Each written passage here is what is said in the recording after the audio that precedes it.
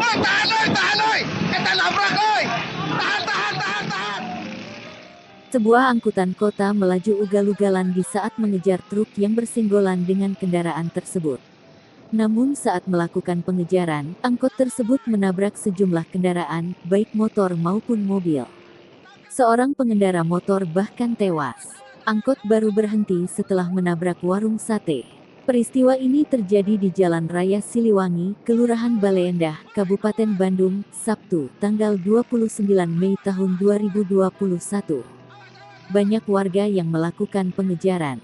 Sang sopir pun berhasil diamankan. Angkot tersebut gara-gara tabrak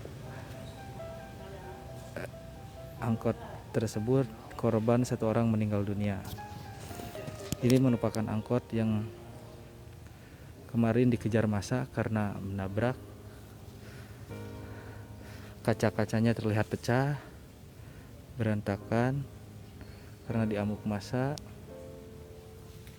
Di dalamnya juga terlihat berantakan ya, karena dihakimi massa.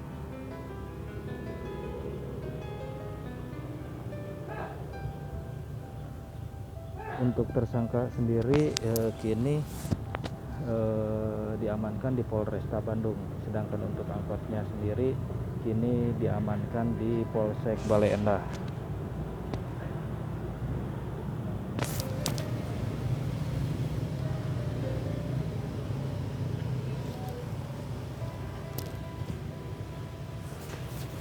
Ya, hancur karena memang diamuk massa.